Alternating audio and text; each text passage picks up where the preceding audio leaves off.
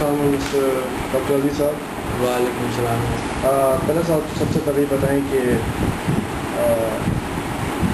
आप अपने बारे में पीटीआई सपोर्टर्स के बताएं और अब पीटीआई में क्या पोजीशन है आपकी। मैं जनाब बेसिकली डेंटल सर्जन और मैंने अपनी डेंटल तालीम पंजाब से हासिल की डिमॉन्ट फोरेंसी कॉलेज ऑफ डेंटिस्ट्री से। फिर उसके बाद I did my masters from Michigan in 1975. I did my second masters from California in 1984. और I am also an orthodontist and I never wanted to practice in United States, therefore I am here. और PTI के हवाले से I am one of the founder members. The पहली central executive बनी थी उसका भी मैं मेंबर था. तो a group of 3 people joined Imran Khan before he announced the party from Karachi, and I was one of them. And we helped write the constitution also of PTI.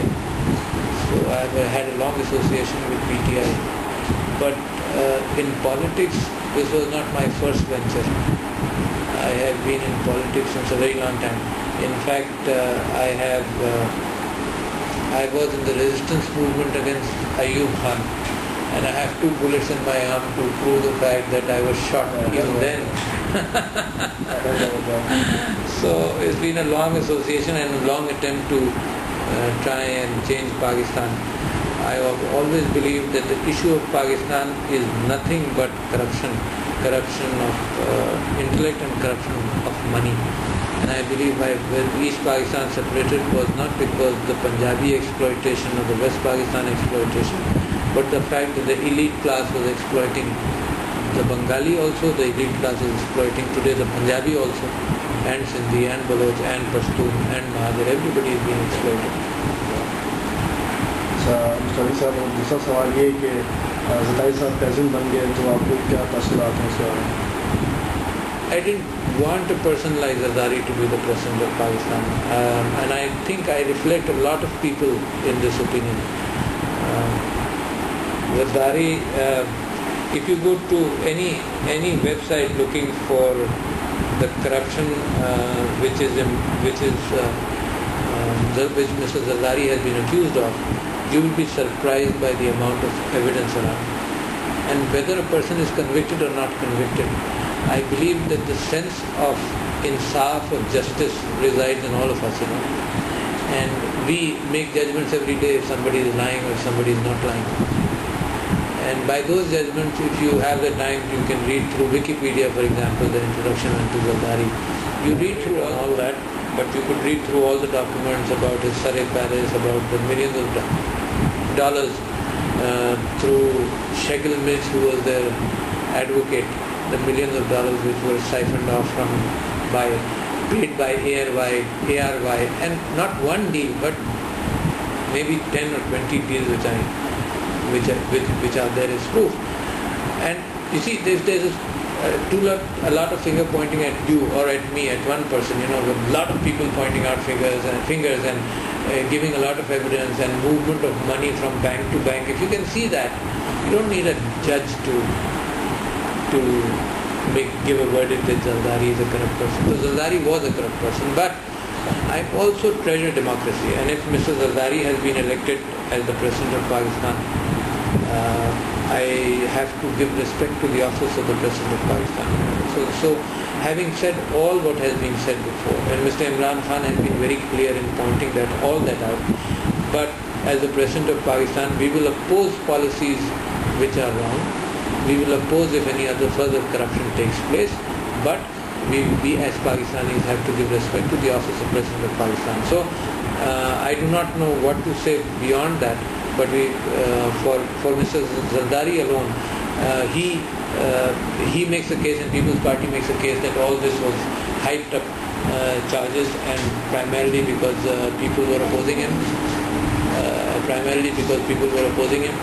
And I think it is up to Mr. Zardari and People's Party to clear their name. And it is so easy now. When you are in government, you can establish a tribunal to look at all the cases, present your side of the story. It is so easy to clear yourself, If somebody accuses me of corruption or of theft, the best thing is I open all my treasuries and my securities and everything and my bank account to prove that I'm not.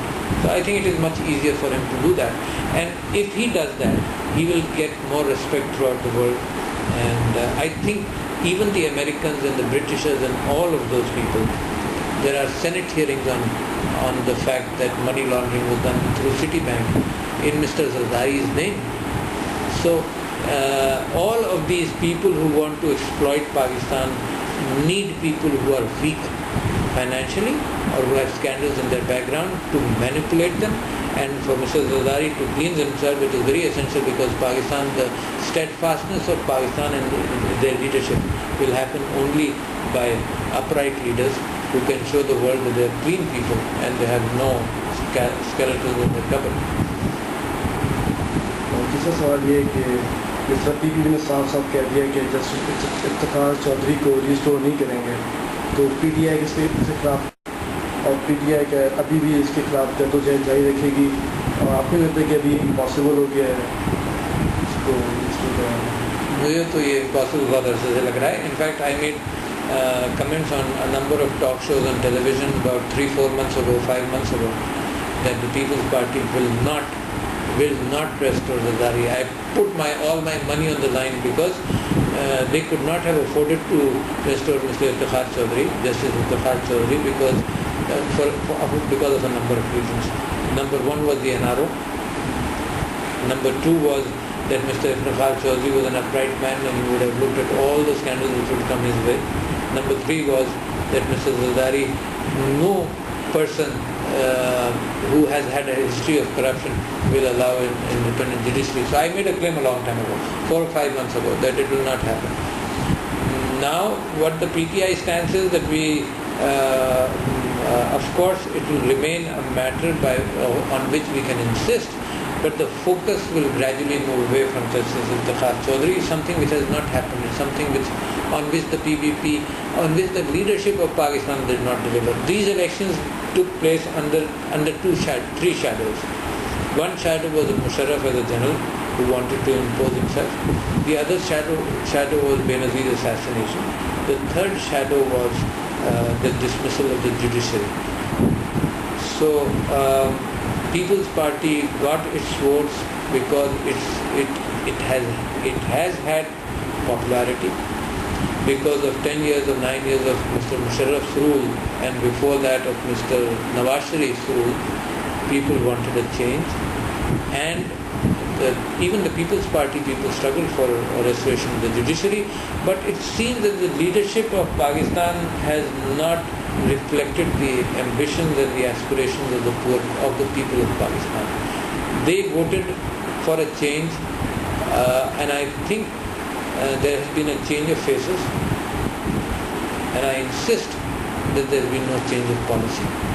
And I think the policies are worse, and I think the entire struggle on which Pakistan paid a price. What is the price? The price is the increase in the rate of the dollar. The price is the poor economic situation because we came out in the streets. We paid a huge price for that, the economic uncertainty. Now, after having paid the price, you should get some benefit. Benefit on an idealistic platform, because price is not paid only for change of faces. It didn't really matter if Musharraf is there, or if Zardari is there, or if Yahya is there, or if Ziaullah is there. It matters if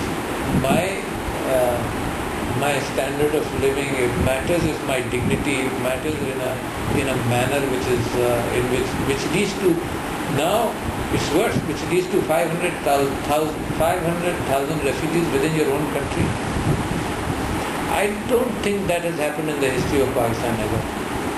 There have been Afghan refugees, and the peak of Afghan refugees was about 3 million at one time. But 500,000 of your own refugees, of your own people who are thrown out of their homes, whose houses have been bombarded, is a very clear recipe of creating more terrorism. But I wish not. Having said all that, I wish not. I wish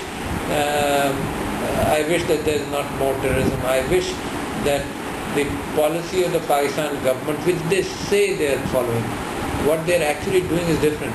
What they are following, they say that they want to negotiate. They want to corner the real terrorist which is killing people for no reason. They want to establish the rule of law. These are all good ambitions and I support them and all that. But the real policy is different. The real policy is carrying out what the American prescription was to curb terrorism. That's that war on terror. You see, if you say that this is